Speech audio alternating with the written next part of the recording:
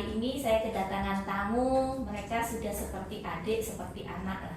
Dan mereka saya kagumi karena dua pasangan ini luar biasa. Yang satu cantik setengah mati, yang satu ganteng. Jadi saya itu dari dulu pertama kali kenal mereka bilang, oh ini pasangan yang pas banget gitu. Nah saya perkenalkan ini Pak Dokter, panggilannya siapa? Dokter Wir. Dokter Wir sama Puspita. Ya itu dadanya di situ. Nah bener kan, cantik tau sama ganteng. Nah saya kenal kalian dari jauh, saya melihat bahwa kalian sangat fokus dan concern pada bidang kalian masing-masing ya. Saya perkenalkan teman-teman, Puspita ini adalah seorang manajer dari bisnis insurance yang sudah sukses. Dan Pak Dokter Wir ini sangat fokus dengan pekerjaannya sehingga pernah dia memimpin sebuah puskesmas dan menjadi puskesmas teladan di Indonesia. Jadi memang dia fokus. Kenapa dia berhasil? Karena dia fokus. Maka itu saya senang sekali. Thank you ya sudah datang di podcast saya. Thank you.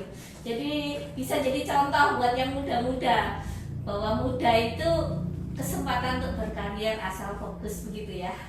Oke, saya tanya dari Pak Dokter dulu. Pak Dokter. Jangan susah-susah ya. Ini pekerjaannya di mana dulu atau praktek di mana atau bagaimana? Ya saat ini sih saya praktek di rumah ya. Di rumah buka praktek, cuman praktek memang bersifat sosial.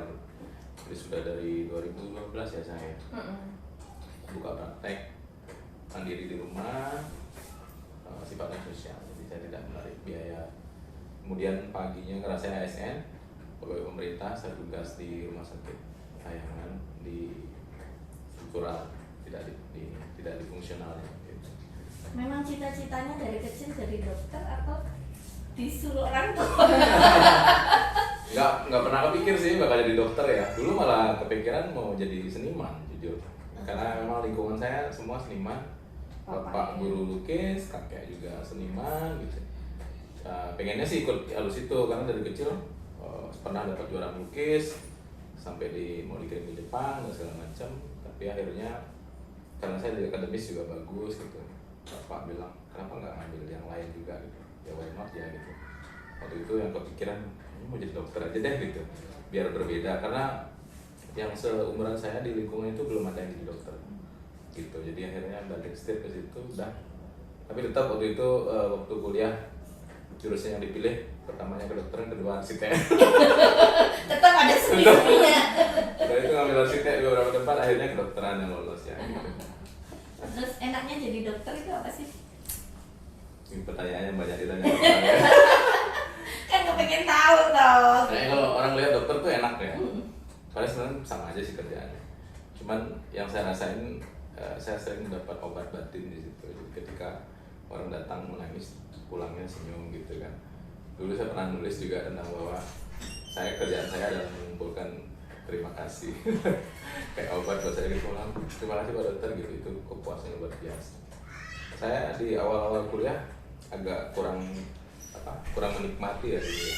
Tapi ketika mulai praktek itu saya justru nilai saya tinggi banget. Kenapa? Karena itu saya enjoy dengan itu. Jadi saya lebih senang ketemu orang, ngobrol gitu. Jadi kayaknya ya senang banget sih, kayaknya memang dapatnya di situ gitu sih. Kalau kerjaan sama aja lah. Pernah bosan atau capek nggak melayani terus dan terus, kan nggak pernah berhenti nih? Pernah tuh. Bukan melayaninya yang capek. Dulu saya pernah kerja jauh kan sama istri, jauh dari rumah. Saya pernah kerja di Lombok dulu 7 tahunan di sana. PTT. Ya, DST jadi Brigade Siaga Bencana pegawai pusat. Jadi saya ditugaskan di rumah sakit Mataram. Itu jauh dari rumah. Pulang pergi itu yang bikin capek. Kalau ketemu orangnya sih enggak. Kerjaan itu kadang anak sakit nggak bisa kita lihat. Bahkan yang paling miris itu nenek meninggal ya. Nenek meninggal itu saya nggak tahu karena ada yang cerita sakitnya itu ada serangan jantung. Padahal sebenarnya kalau dia ceritakan mungkin saya bisa cegah, tapi itulah perjalanan. Di situ sempat merasa saya melayani orang tapi keluarga sendiri nggak kesentuh sama saya. Ya di situ sih kondisi awal-awal dulu ya. 2003 saya mulai itu sampai 2010. itu long distance. Kalau dari rumah, jauh dari keluarga, jadi kayak saya menyibukkan diri untuk mencari uang di sana. Kemudian ya itu deh awal-awalnya seperti itu. Nah, karena itulah saya minta pulang ke Bali gitu. Pernah nggak sampai pada titik nggak deh saya nggak mau lanjutin? Sampai sekarang nggak pernah. Sampai sekarang nggak pernah. Karena ya senangnya gitu, dapat obat. Kalau dapat nolong orang tuh ya dapat obat. Kebetulan kita sama ya, kita senang kegiatan sosial, senang banget gitu. Rasa capek untuk menolong orang. Pak Dokter, saya pernah mempunyai pandangan bahwa beberapa dokter muda itu malah meninggalkan keahliannya di kedokteran, dia bisnis. Karena dia merasa bahwa nggak ada hasilnya. Sorry, kalau untuk jadi kaya gitu.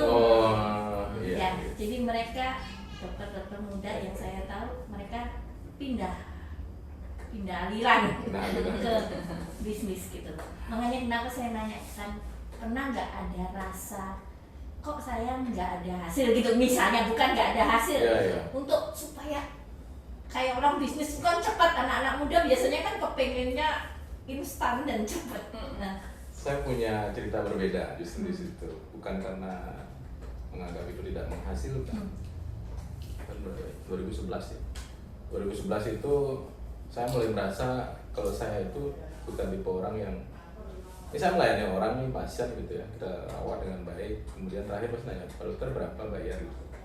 Itu setiap kali saya merasa nggak nyaman di hati. Jadi saya berpikir kayaknya saya nggak cocok cari uang di pasien itu gitu. Tapi saya nggak mau ilmu saya tidak terpakai gitu. Kuliah 4 tahun nggak pakai ilmunya, sayang banget gitu ya. Itu sebenarnya yang berpikir kenapa saya sampai buka bisnis juga di rumah. Jadi saya berpikir kalau saya bisa cari penghasilan di tempat lain, saya bisa menggunakan keahlian saya untuk membantu orang. Nah, mulai tahun 2012 itu saya sudah membuka praktek di rumah tapi tidak meminta bayaran. Tujuannya ya gitu, jadi lebih plong aja rasanya gitu. Jadi ketemu orang, udah nggak ada beban gitu kan, mau ngerjain apa, mau dibayar terserah. Tapi banyak pasien nggak mau disuruh nggak bayar gitu. Cuman kalau saya dikasih bayar biasanya tak pakai untuk beli obat, tak kasih ke orang lain lagi. Jadi saya memang tidak berharap untuk mengambil uang untuk penghasilan hidup saya di situ. Kemudian saya pegawai pemerintahan, di pemerintahan juga kita udah digaji sih sebenarnya gitu kan. Ada bisnis, ya jadi awal yang membangun bisnis itu ya gitu. Karena rasanya ini enggak, apalagi istri saya juga bilang gitu, kayaknya kita nggak bisa kaya dari situ deh gitu. Kaya dalam pengertian secara finansial ya, karena kan banyak ya. Kalau kaya teman lain lagi. Jadi kita berpikir dia juga sepakat seperti itu. Kan dia juga di insurance sekarang kerjanya full time di insurance, nah dia juga bidan kan. Saya juga ke manajemen rumah sakit seperti itu. Ada bisnis juga yang kita kelola. Tujuannya yang membemper sehingga ilmu yang saya punya di medis itu saya bisa abdikan memang dengan flong gitu kan. Tidak, kan banyak orang berpikir gitu, dokter pasti doain orang sakit. Benar gak sih berpikir gitu, udah dokter ini jangan doain pasien biar banyak gitu ya, orang sakit gitu. Semoga praktek rame gitu. Semoga praktek rame gitu kan. Secara tidak langsung. Tapi kalau saya lihat sah gak sih kalau orang dokter menerima bayar? Sebenarnya kan sah-sah aja ya.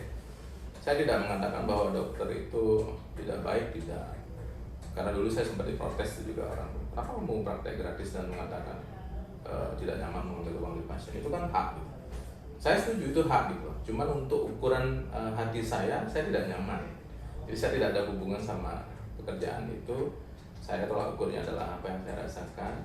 Jadi ketika saya merasa saya meminta uang itu saya nggak nyaman, sudah otomatis kayak gimana ya, menerima rezeki kayak nggak ikhlas di dalam itu kerasa kan udah. Jadi makanya ada bisnis lah gitu, dan dia juga senang bisnis kebetulan, ya kita bisnis aja gitu. Jadi biarin keahlian medis itu kita pakai untuk sosial aja seperti itu.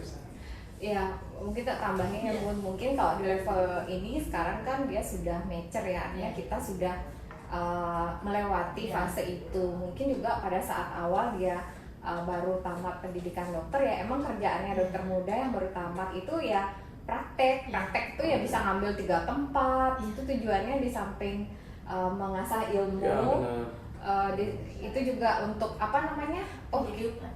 Kehidupan, karena kan kita di awal pasti dong menata kehidupan. Kayaknya dia dulu waktu kita baru-baru awal nikah nggak pernah di rumah.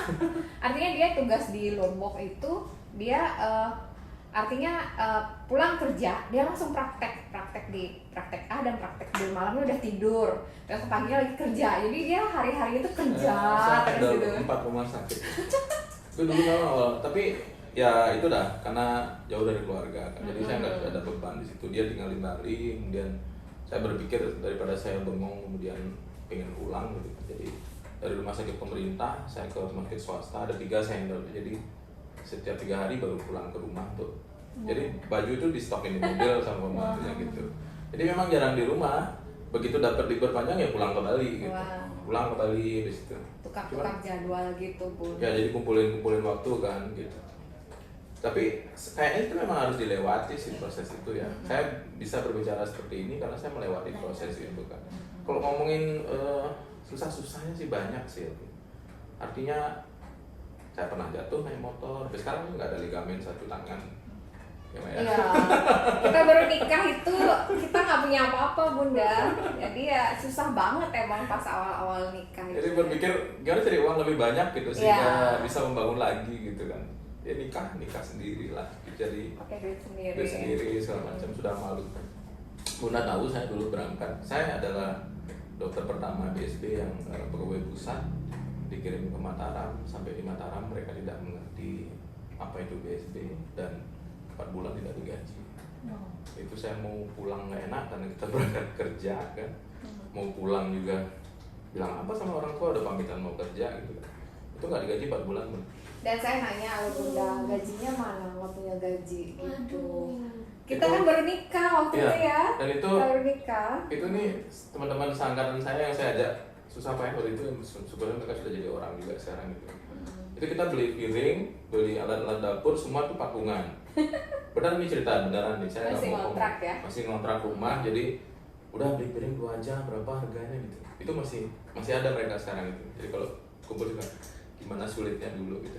Sampai akhirnya kita menjadi dokter emergency yang di semua rumah sakit itu kita ada. Jadi ini grup-grup saya ini jalan gitu. Makanya saya bilang saya tidak pernah pulang. Jadi misalnya kalau pagi di rumah sakit umum, jatah jaga sorenya di rumah sakit yang satuannya gitu. Sampai malam besok pagi lagi gitu. Jadi kita tidurnya di rumah sakit 3 hari rest, kita pulang. Kerja Rodi. Kayak gitu, dan itu 7 tahun ya. Sampai 2010. Ya, 7 tahun. Seperti itu. Jadi orang kalau melihat sekarang itu dia nggak tahu perjuangan dulu. Sekarang kok rasanya enak gitu ya. Iya. Nggak tahu. Dan dulu saya pindah ke Bali itu kan juga ditawari di rumah sakit ya, karena memang dari rumah sakit harus ke rumah sakit. Itu memang saya minta pindah ke puskesmas. Beli bilang, oh dokter ini kok aneh katanya. Orang lomba-lomba cari di rumah sakit, dokter malah mintanya puskesmas. Karena ini, saya merasa saya berubah. Jadi kalau dulu saya di emergency ketemunya pasien kalau nggak pecah kepala, robek perut, patah tulang, lepas panggul itu biasa gitu ya. Terus ngelihat orang sakit batuk pilek kayak nggak sakit di hati saya, dia bilang udah nggak usah minum obat, batuk pilek aja gitu. Jadi empati saya tuh berubah, saya merasa jadi orang yang berubah. Kemudian saya kalau di papa sama orang di rumah sakit tuh kadang nggak enggak sampai di ini, iya gitu. Jadi saking Iya. gimana ya, itu saya merasa diri saya berubah. Jadi saya pengen ketemu orang, lebih seneng ngobrol lagi sama orang gitu. Makanya saya minta waktu itu ke puskesmas, jadi dokter biasa sih. Jadi dari Lombok 2010 saya ke Ubud, jadi dokter di puskesmas, mulai ketemu orang, mulai belajar lagi ngobrol gitu. Luar Dia biasa. tahu perjalanannya. Jadi saya bukan tipe orang yang suka ngobrol kayak sekarang ini. Berubah gak sih? Jadi kayak dokter dulu ya. Benar, Iya, benar. jadi nggak Orang sakit terus yang dipikirin tuh. Saya didatangin orang, kemudian orang bertanya dan saya menjawab. Itu kondisinya dulu gitu. Jadi jarang saya bisa memulai pembicaraan kemudian bercerita, itu jarang. Dan saya memilih ke puskesmas dulu itu karena saya merasa saya berubah gitu. Kok kayak Wah, luar biasa ini. itu berubah. Jadi saya ke puskesmas, jadi saya duduk di poli umum itu memang ketemu banyak orang kan, tiap hari ngobrol, mulai sering gitu ngobrol. Kemudian praktek pribadi di rumah, lumayan ya misalnya setiap hari 30, 35 ada. Cuman ya balik itu lagi, kok ada yang nggak nyaman gitu. Kalau dulu di Lombok saya praktek di Fine aja. ya, jadi kita nggak ketemu orang bayar, enggak. Karena kan prakteknya di rumah Bunda. Ya. Nah, pindah ke Bali praktek di rumah tuh, reksa pasien.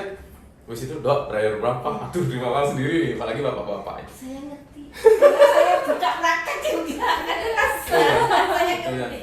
Siapa bapak yang kena Ya. stroke gitu. Ya. Nah, saya ketemu tuh. Sampai suatu ketika ada tetangga periksa ke rumah itu udah serangan stroke dan udah menggap-menggap di praktek gitu. Itu malam-malam Jadi ya. saya berpikir saya pengen pakai ilmu saya untuk ini aja, mengabdi ke orang gitu. Saya bisa cari uang di tempat lain.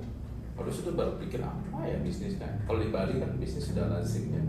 Sudah orang berbisnis pariwisata lah. Saya punya lahan kosong, kita mulai bangun ya. Dikasih rezekinya sama Tuhan dari situ. Gitu. Belum kenal ke insuran dulu dia. Dan dia masih di rumah sakit itu juga kan ya. Mulai. Tapi belum fokus banget. Belum fokus banget. Kemudian Tuhan nunjukin lagi jalan lain. Gitu. Ada aja rezeki dari situ. Jadi kalau orang bilang, Dok, praktek gratis rugi nggak sih?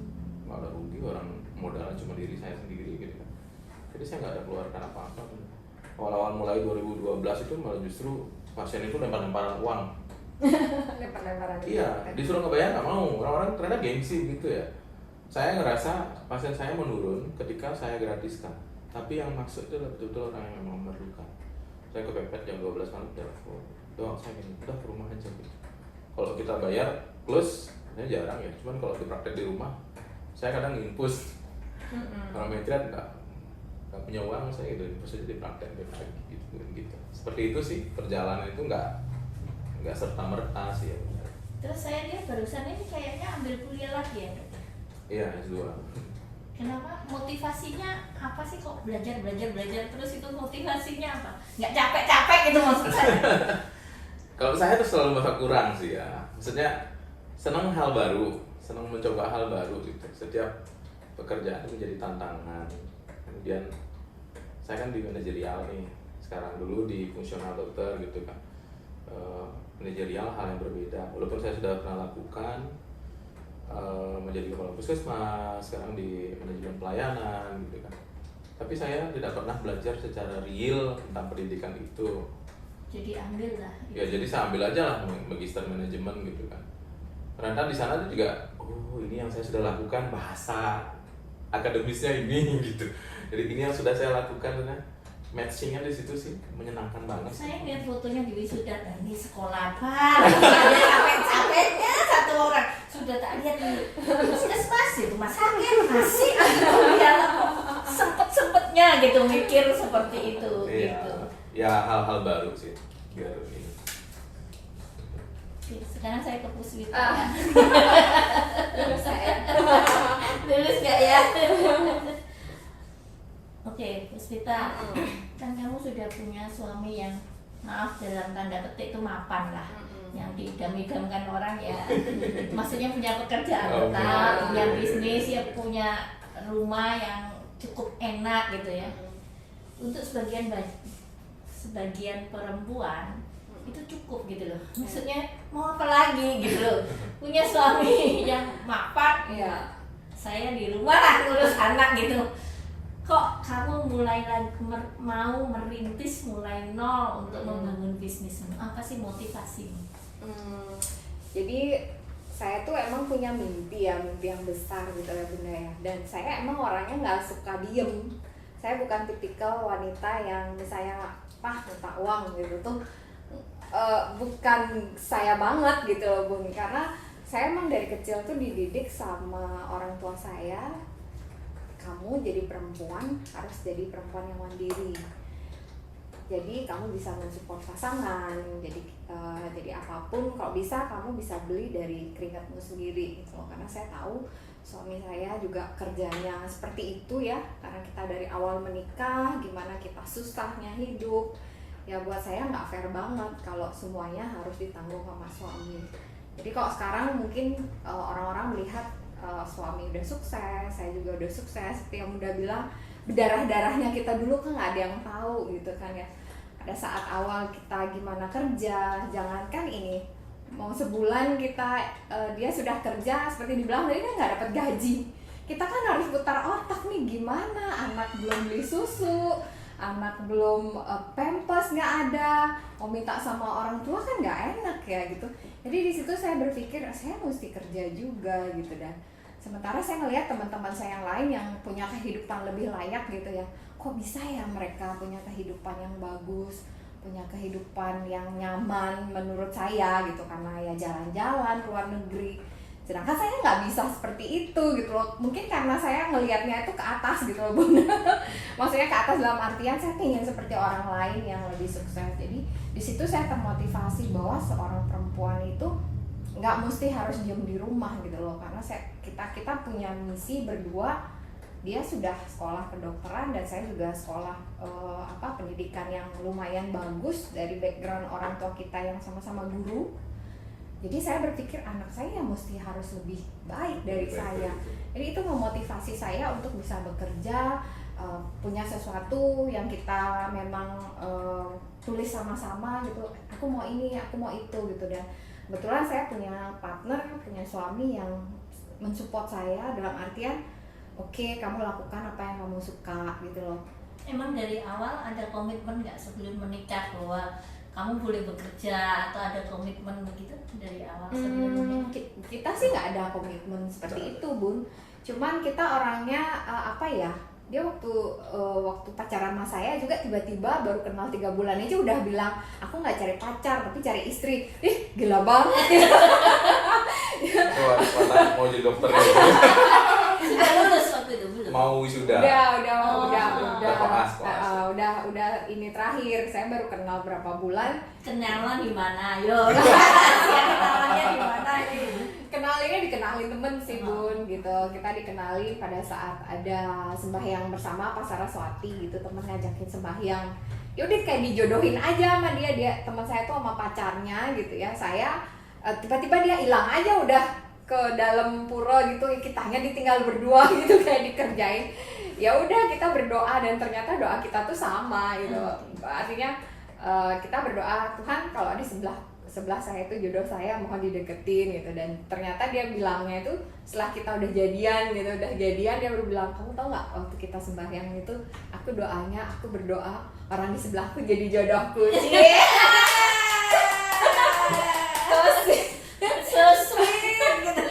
Ya itu kita kenalannya 3 bulan ya Bun ya. Abis itu dia kan masih koas waktu itu, dan setelah itu dia wisuda, kita udah pacaran gitu ya. Tapi setelah wisuda dia langsung PTT ke Lombok. Jadi kita long distance. Nah waktu dia nembak saya ngajakin, artinya Puspita saya nggak cari pacar tapi saya cari calon istri. Saya dalam hati bilang, serius banget nih orang. Baru juga kenal berapa bulan gitu ya. Tapi dalam hati ya udahlah, dalam hati juga mana ada yang tahu kan. Jadi pacaran itu long distance? Iya, kita deketan itu 3 bulan karena dia masih pendidikan. Dan abis itu saya jawab iya gitu. Cuma kan saya pikir ya kan nggak ada yang tahu ya jodoh gitu. Saya nggak kepikiran serius Bun, karena waktu itu saya emang lagi happy banget kerja di hospital ya, di rumah sakit. Akhirnya dia ke Lombok karena Lombok terdekat di antara yang lain, ada berapa daerah. Dia kan dapat dokter brigade siaga bencana itu ya, pilihan terdekat tuh Lombok gitu loh. Jadi ya udah dia ke Lombok sama temen-temennya ya. Jadi saya long distance pacarannya selama 4 tahun. Ya 4 tahun ya. 4 tahun saya karena saya seneng kerja di rumah sakit ya, jadi ya saya sama kayak dia gitu ya. Saya kos di Denpasar, jadi saya juga kerja Bun, artinya kerja di rumah sakit, sorenya tuh saya praktek. Abis itu ya gitu, karena kita sama gila kerja. Iya, awalnya gitu, benar-benar gitu. Kita maniak lah untuk kerjaan itu. Saya lihat di awal sampai kalau orang melihat dengan kondisi yang sekarang mungkin nggak kepikiran kita dulu seperti itu. Menikah. Karena kita gini Bun, karena saya juga dilahirkan dari keluarga yang biasa-biasa ya Bun, bukan yang apa-apa ada gitu loh. Saya waktu ke Bali pun kerja, saya cuma dikasih duit 500.000 sama papa mama saya. Oke, punya bekal segitu, terserah kamu mau seperti apa. Jadi saya untuk biaya kos aja waktu itu 2002 ya, itu 150 ya bayar kos. Jadi sisanya yang lagi 350 untuk biaya hidup saya sebulan. Berarti saya harus bisa dapetin uang kan gitu Bun. Makanya saya praktek praktek ikut dokter swasta, asistenin gitu, atau misalnya di rumah sakit itu ada operasi. Jadi saya tuh gila kerja, jadi nggak ada kepikiran mau pacaran serius-serius gitu. Makanya waktu itu sebelum sama dia saya ada pacaran lah sama orang, jadi nuntut saya untuk bisa mengabaikan pekerjaan saya tuh nggak bisa saya gitu loh, karena buat saya mungkin saat itu ya karena kita workaholic ya, time is money gitu ya Bunda ya, karena kita masih muda gitu kan. Jadi saya merasa wah saya usia gini saya udah bisa beli motor sendiri waktu itu. Kemudian nah akhirnya karena dia jauh kan ya, pacaran long distance, akhirnya dituntut kan buat nikah karena udah 4 tahun. Saya masih belum pengen nikah sebenarnya. Tahu Ubud aja saya nggak tahu Bun. Ubud itu di mana gitu ya, karena saya pacaran sama dia pun saya nggak pernah ke rumahnya, karena saya memang old fashion ya Bun ya, karena orang tua saya itu memang ngajarin kamu kalau nggak nikah nggak boleh ke rumah pacar gitu loh, nggak boleh main ke rumah suamimu kecuali dia benar-benar jadi calon suamimu. Jadi saya baru main ke Ubud itu 6 bulan sebelum saya nikah, karena kita udah dicariin hari baik gitu, sampai mama mertua saya ngajak udah kamu nikah saya dong. lamarnya dia ke rumahnya itu sendiri.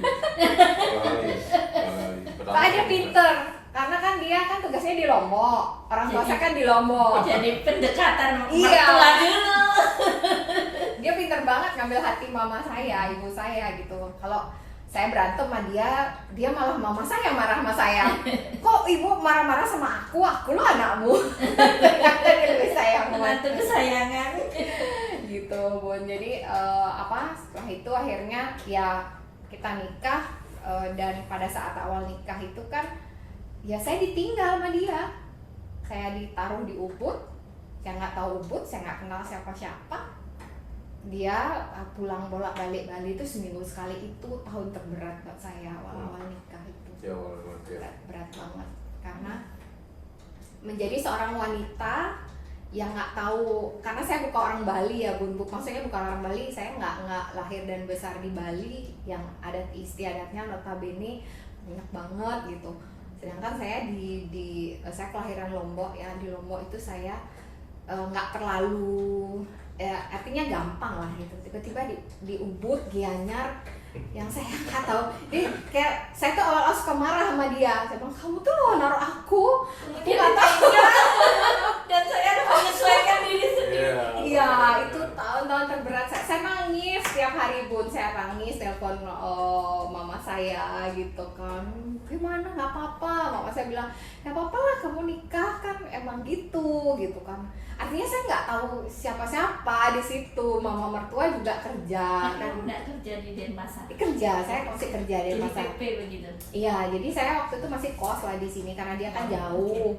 Jadi saya Tapi waktu itu sudah hamil? Belum.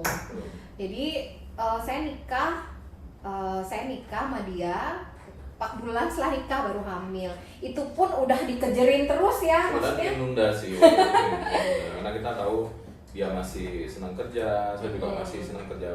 Cuman ya itu udah menikah, lingkungan tuh, wah Pak Dokter gimana nih sama Bu Bidan kok nggak Iya. punya baby gitu. Akhirnya udah Kesannya kita buat tuh aja. kayak mandul gitu kan, Bun. Biasa kan kalau orang nikah itu pasti ditanyain, udah belum, udah hamil belum gitu. Baru juga nikah seminggu, udah ditanyain. Ya gimana mau bikin orang dianya di Lombok. Cara pacarannya sih on ya.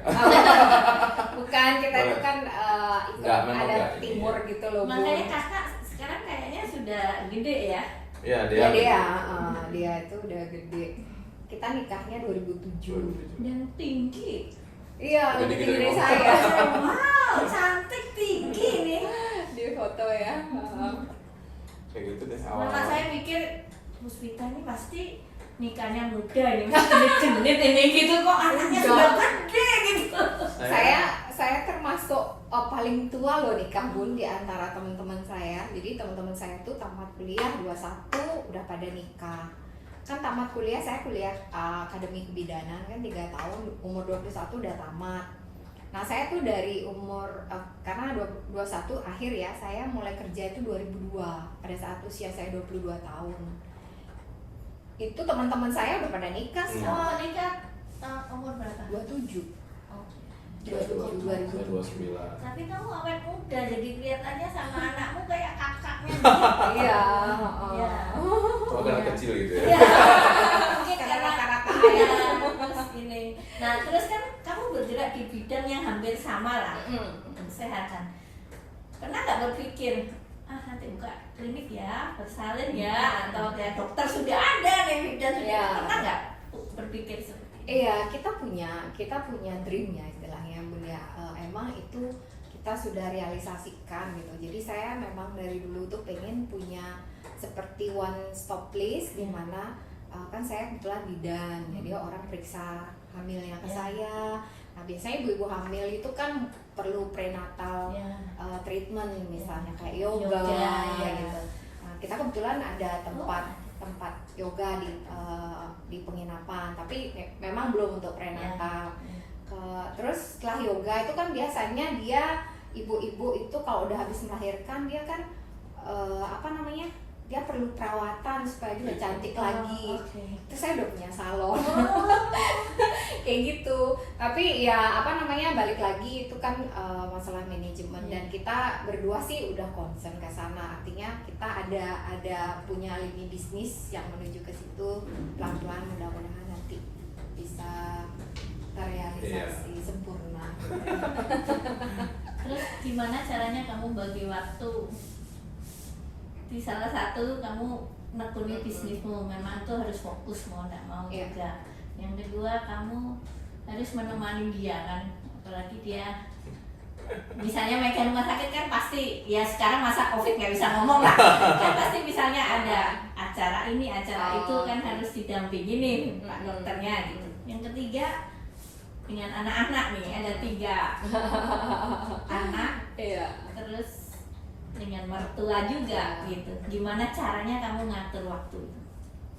Ya, kalau ngatur waktu memang seperti yang saya bilang awal-awal saya nikah itu adalah awal terberat ya buat kita sebagai seorang perempuan yang masuk ke sebuah keluarga. Tapi disitulah kesabaran hati kita atau apa istilahnya maturity-nya kita melihat situasi. Jadi tidak mungkin sebuah keluarga yang baru itu bisa kenal dengan sifat kita gitu. Jadi satu sisi ya memang kita harus belajar di situ sama-sama belajar menerima kekurangan masing-masing. Jadi memang waktu awal kan saya ditinggal tuh sama Pak Dokter, saya harus sosialisasi sama mamanya, sama adik-adiknya gitu. Itu memang berat ya buat saya karena kan kita memang latar belakang kita berbeda. Tapi seiring dengan waktu sih jadi mulai terbuka artinya ada penerimaan satu sama lain dan itu butuh proses karena kebanyakan kan yang kita sering lihat di sosial media itu biasanya tidak ada menantu dan mertua yang akur. Itu saya bilang ya sebaik-baiknya mertua enggak bisa, sebaik-baiknya menantu enggak bisa. Iya, tapi saya bilang disitulah letak kita bagaimana kita bisa menghargai orang lain gitu Bun. Bagaimanapun mertua saya itu udah seperti ibu saya, seberapapun beliau kerasnya sama saya, ya saya tetap hormat sama dia gitu, apalagi dia adalah ibunya suami saya. Biasanya saya suka ngobrolnya tuh sama suami, saya jarang fight langsung dengan mama mertua gitu, jarang.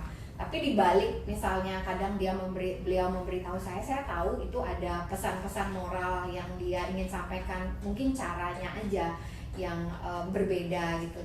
Nah itu tinggal kesabaran kita aja gitu. Makanya saya selalu bilang sama suami kalau misalnya ada apa-apa saya suka kasih tahu ke suami, Pak ini begini, Mama gimana gitu. Jadi saya biasanya jadikan dia jembatannya gitu.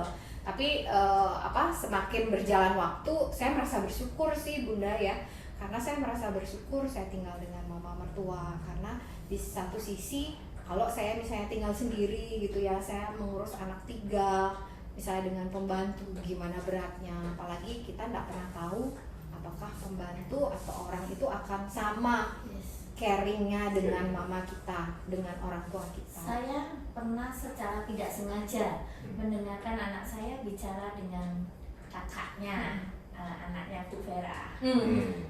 Ngobrol, saya nggak sengaja dengar gitu. Dia menasehati anak saya, kalau kamu sudah punya istri begini, istrimu yang harus menyesuaikan diri dengan mama kamu, bukan mamamu yang menyesuaikan diri sama istrimu, karena satu, mamamu sudah tua. Orang tua itu lebih sulit menyesuaikan diri daripada orang muda. Terus kedua, mamamu sudah berpuluh-puluh tahun di situ. Sekarang kalian yang masuk ke situ, ya kalian yang menyesuaikan diri seperti itu. Saya tanpa sengaja itu dengar begitu. Jadi saya pikir, oh bagus dia nasehatin anak saya gitu. Ya balik lagi, orang kan kalau awal-awal mungkin usia muda juga pengaruh ya Bunda ya, dengan emosional. Saya juga dulu waktu baru nikah, saya emosionalnya keras banget gitu ya, karena kan kita selalu melihatnya diri kita, nggak melihat orang lain gitu. Tapi seiring dengan usia bertambah dan akhirnya saya punya anak gitu ya, saya punya anak Dea pertama, itu ada perasaan, oh ternyata begini rasanya punya anak gitu loh. Saya tuh nggak bisa kalau melihat orang lain marah sama anak saya. Mungkin seperti itu juga perasaan seorang ibu dengan anaknya. Itu yang saya alami. Jadi di situ saya suka bengong sama sendiri, saya suka ngomong sendiri, iya ternyata gini ya perasaannya jadi seorang ibu. Gak ada seorang ibu yang pengen anaknya terluka atau merasa sedih. Dia berantem dengan pasangannya seperti itu. Jadi di situ saya mulai merasa rilis tuh, oh ya kesadaran saya mulai tumbuh bahwa saya tidak boleh seperti itu. Awal-awal itu saya emang tipikal orangnya tuh keras ya Bunda ya, keras karena saya memang dari kecil tuh saya dididiknya keras. Saya anak paling kecil, tapi hidup saya tuh keras Bun. Dari kecil saya udah jualan, jadi saya emang tipe fighter gitu loh. Di rumah itu kamu mendapatkan sesuatu kamu mesti kerja dulu. Thank you ya, kamu sudah menginspirasi saya. Soalnya saya juga pesan sama dua anak saya. Saya bilang, kalian kan dua-dua nih punya anak laki nih. Nanti kalian akan tahu gimana rasanya sakitnya kalau lihat anakmu dibentak di depan kamu. Sakit. Saya bilang gitu, saya nggak bisa ngomong, saya nggak bisa bela diri, saya bilang cuma sakit gitu. Jadi sekarang kamu ngomong begitu, kamu menginspirasi saya. Iya, jadi ya bahagia sih rasanya Bun. Kalau dulu awal-awal ya semua dibalik masalah itu pasti ada sesuatu hikmah yang kita dapat gitu. Jadi setelah lama saya tinggal, dulu awal-awal saya nggak suka tinggal di Ubud Bun, jauh, udah gitu kemana-mana susah kan. Ketemunya sama jangkrik sama kodok mulu, malam-malam kan krak krik gitu. Soalnya kan saya mimpi bisa tinggal di Ubud. Berbeda suasana baru. Itu surga itu, Ubud itu surga buat saya. Ya itu, tapi akhirnya saya belajar menerima gitu kan. Dengan belajar menerima ternyata saya lebih tenang. Dengan saya lebih tenang ya semua rezeki itu datang gitu loh. Dan saya percaya bahwa kalau kita sudah rilis, artinya kita sudah ikhlas dengan apa yang kita alami, ya udahlah sabar aja gitu. Dan sekarang ya saya bersyukur gitu loh, ada mama mertua gimana ngatur waktu gitu, apalagi di Ubud itu kan adat istiadatnya itu kan kental banget Bun. Saya nggak bisa bikin itu kan Banten gitu, udah mau mertua yang beresin. Jadi karena udah tahu menantunya sibuk, jadi mau mertua harus sibuk gitu. Seneng banget kan, masih bebas tugas. Terus kalau kamu bisnis gitu, dia juga concern, anak-anak nggak pernah protes. Nah, saya biasanya punya family time. Jadi mereka itu kan sekolahnya Senin sampai Jumat. Jadi saya bilang, Senin sampai Jumat itu kalian mesti sekolah seperti biasa, kemudian dia belajarnya kan sampai jam 2. Jadi sore itu dia bebas main, di rumah itu kan dia bisa main apa aja, kecuali main tablet atau main YouTube tuh saya nggak kasih. Saya biasanya kasih dia main laptop dan lain-lain itu Sabtu Minggu.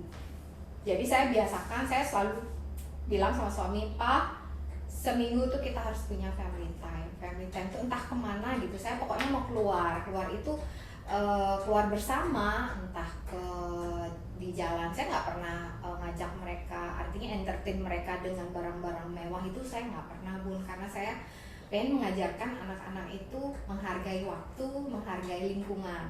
Jadi biasanya saya suka ajak kegiatan-kegiatan yang anak itu belajar. Seperti kemarin saya ajak kegiatan Trasiro namanya, Trasiro yang mungutin sampah plastik. itu. Saya ajak ke pantai, jadi mereka tahu, oh apa nih mama, ini loh kita membersihkan lingkungan seperti itu. Biasanya weekend saya ajak seperti Sambil jalan-jalan, tapi mereka dapat edukasi di situ. Gitu. dapat edukasi seperti itu. Nah kalau misalnya saya ada, karena saya di komitmen sama anak, saya bilang gini, mama kalau lagi kerja jangan diganggu ya. Kalau nanti mama sukses, nanti tak ajak jalan-jalan gitu. Nah jadinya karena saya memang appreciate sama mereka, karena sudah mensupport saya, jadi sebelum COVID nih Bun ya, setahun itu saya pasti ajak mereka trip. Sama mama mertua juga saya ajak. Jadi saya pesen nih sama mama mertua, saya bilang begini, Papa, Ibu, maaf saya mungkin tidak terlalu bisa bantu urusan misalnya upacara, saya minta izin, kasih saya waktu untuk bekerja. Nanti sebagai gantinya Ibu saya ajak jalan-jalan, saya bilang seperti itu. Jadi mereka seneng banget. Awalnya sih mereka komplain, jangan diajak jalan-jalan, pokoknya uangnya disimpan, karena kan orang tua itu pasti kepikiran nanti dan akhirnya sampai saya bingung milih gimana caranya nih ajak papa mama mertua jalan-jalan. Jadi saya bilang sama dia, kita bikin ini yuk, kita bilang kita dapat trip dari Prudential yang nggak bisa di cash out, jadi dia harus bareng gitu. Jadi ya pertama kali kita ajak trip itu waktu ke Singapura, kayak Bunda bareng ya waktu itu ya. Enggak ya, ya jadi kita ke Singapura bareng Avera itu berbanyak, Singapura dia seneng banget gitu. Terus akhirnya saya ajak jalan-jalan ke Bromo, jadi dia tahu gini loh Bu pekerjaan saya, supaya Ibu bisa saja jalan-jalan. Awalnya dia nggak mau, Ibu nggak bisa jalan, nggak bisa ini. Justru saya bilang kayak gini, loh justru sekarang Ibu masih kuat, bisa tak ajak jalan-jalan. Nanti kalau Ibu udah nggak bisa jalan, saya nggak bisa ajak lagi. Jadi pada saat dia menginjakkan kaki di Bromo tuh seneng banget gitu ya kan, lihat pemandangan itu dia happy banget. Itu perasaannya saya tuh terbayar terbayarkan, capeknya terbayarkan. Padahal saya udah dimarahin gitu ya, dimarahin ngapain Ibu diajak gini. Pokoknya sebelum perjalanan nih kan biasa tuh orang tua tuh ngomel dulu di depan, nanti gini ya udah diam aja nih, nanti pokoknya lihat aja. Pulang-pulang tuh dia seneng. Mungkin karena apa ya, mereka tuh di situasi yang berbeda bersama kita juga di situasi yang berbeda asli kan. Terus kebersamaan itu yang buat mereka Jadi mereka juga harus mengenal itu kan, ketika kita sibuk dengan pekerjaan kita tanpa mereka tahu juga mereka pasti berpikiran aku nggak pernah di rumah ya segala macam gitu. Jadi itulah mungkin kalau udah kenal kayaknya mereka happy aja sih kalau menurut saya. Sekarang malah lebih enak gitu, jadi kemana pergi kerja udah nggak usah rewel lagi gitu. Anak-anak juga jalannya waktu ya saling menyesuaikan diri ya. Kalau di awal ya itu tidak ada yang mulai dengan gampang, mulai banget nggak ada gitu. Dia dengan adat yang berbeda masuk ke lingkungan Terus saya. ini masa pandemi gimana nanganin anak-anak? Stres dong. Kan mereka biasa di sekolah, Iya, di rumah di mereka rumah juga stres loh ya anak itu. Tahun yang berat ya, jadi 2020 mulai Maret akhir, di mana penginapan stuck ya, kita close, tidak ada tamu kan, karena memang dari pemerintah kan tidak boleh menerima tamu. Kemudian anak-anak sekolah dari rumah, itu yang paling stres saya, dia nggak tahu, karena dia kerja. Jadi di rumah itu saya mesti benar-benar bangun lebih pagi dari biasanya, prepare anak. Yang terutama yang ribet tuh si twin, si kembar. Karena kan dia belum tahu cara setup komputer, caranya ini, dan mereka tuh seneng main. Jadi kalaupun gurunya Zoom, dia klik-kliknya YouTube. Kalau nggak diawasin, ya pusing juga. Klien saya banyak soalnya. Ya jadi ya saya kayak tawa aja buat mereka gitu. Ya nggak boleh gitu. Ya kalau si Dea, si kakak kan udah SMP, dia kan ya udah bisa lepas gitu. Ya beratnya sih di situ, tapi managing time aja sih. Jadi biasanya saya pada saat awal-awal itu saya handle mereka sampai jam 2. Jadi dia kan pulang kerja jam 2. Jadi setelah jam 2 saya baru keluar. Ya, jadi udah keluar itu artinya saya entah meeting, entah Zoom. Jadi saya fokus dengan pekerjaan saya gitu. Jadi saya pulangnya bisa sore, bisa malam, tergantung klien. klien gitu, dan papa mama mertua udah tahu itu, dan suami juga tahu gitu. Ya, terakhir nih, apa sih pesan kalian pada orang-orang yang mendengarkan podcast ini? Karena bagi saya podcast itu jodoh. Kalau orang yang sudah dijodohkan Tuhan untuk dengar pasti dengar.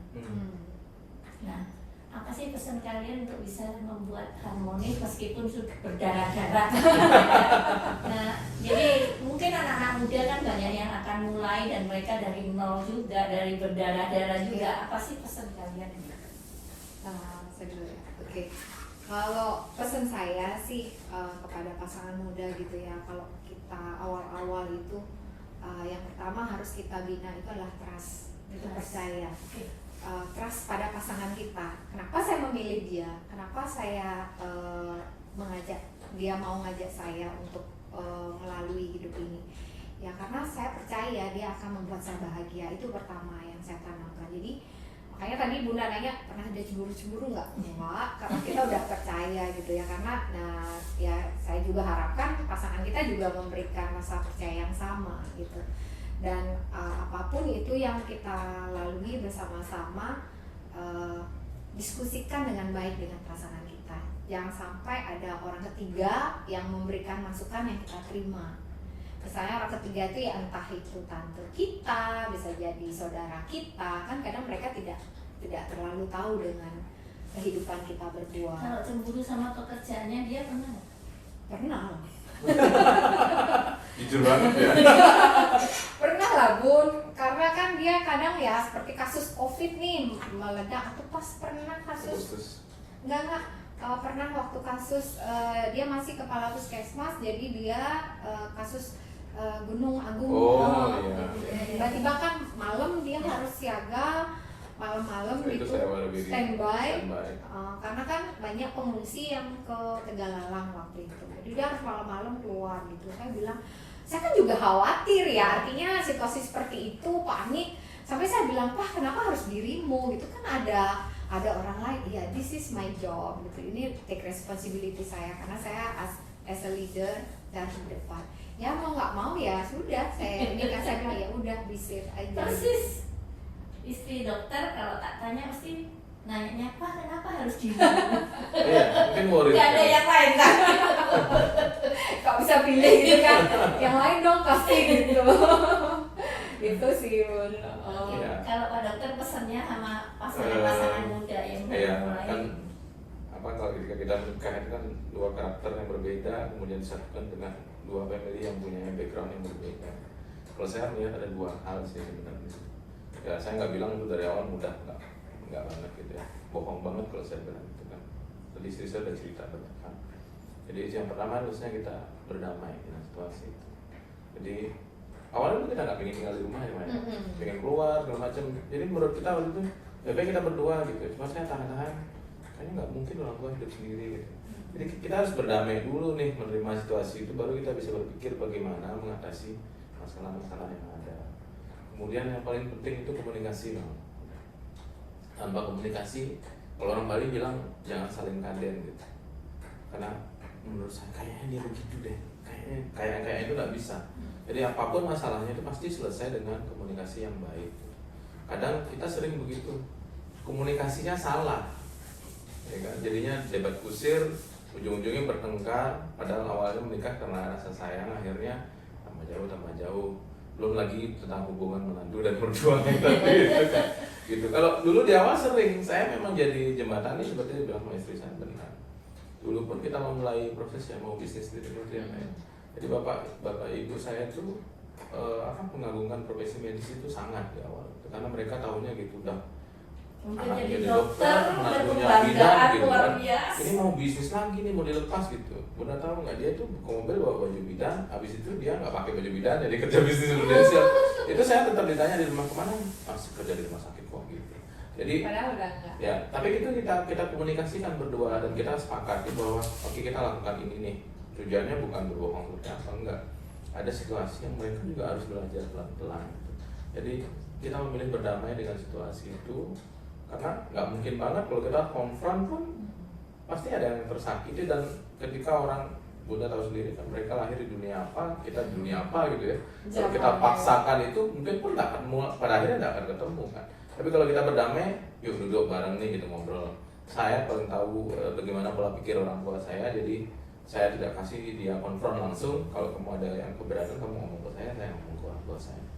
Begitupun sebaliknya misalnya gitu. Jadi nggak apa-apa, saya jadi jembatani aja gitu. Tapi ada ketika waktu yang menurut saya sudah match, udahlah saya ketemu mereka lagi mesra-mesraan gitu kan enak banget. Buat saya senang banget, apalagi gitu ya.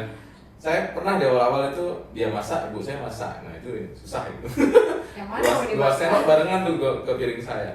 Terus saya berpikir mereka dua-duanya sayang gitu. Cuman mereka berebut kasih sayang, bener gak sih? Udah ngerasain gak kalau dibentak pun sama menantunya kayak sakit ibu saya gitu. Cuman ya itu menantu punya perasaan bahwa dia memiliki suami, ibu punya perasaan dia memiliki anaknya, sama-sama gitu. Jadi mereka juga harus punya perasaan saya memiliki menantu dan menantu memiliki ibu baru gitu. Terus saya sih harus berdamai banget di situ, dan komunikasi itu memang harus dilakukan dengan baik. Ya, jarang orang udah kok komunikasi tapi caranya salah gitu. Karena harus Versinya berbeda. berkomunikasinya itu kan harus terbuka gitu. Kita nggak boleh. Saya tidak bilang saya tidak pernah bertengkar sama dia, sering. Bukan bertengkar ya, Adu tidak pendapat. argumentasi. Wah itu dia keras, saya juga dokter yang sangat berprinsip. Kalau udah kelas itu diskusi kalau nggak sampai habis nggak selesai gitu. Tapi seiring waktu kita belajar tidak mengulang hari untuk sebuah diskusi yang tidak memberikan hasil. Biasanya kalau lagi marah pasti nggak memberikan hasil. Justru saat kita ngomong tenang-tenang gini ketemu hasilnya gitu. Kenapa nggak dari kemarin begitu ya gitu kan? Nah, maturity kita terbentuk dari proses, tidak instan. Jadi kalau orang melihat seperti apa yang sekarang terjadi, itu perjalanan panjang menurut saya. Tidak serta-merta seperti itu.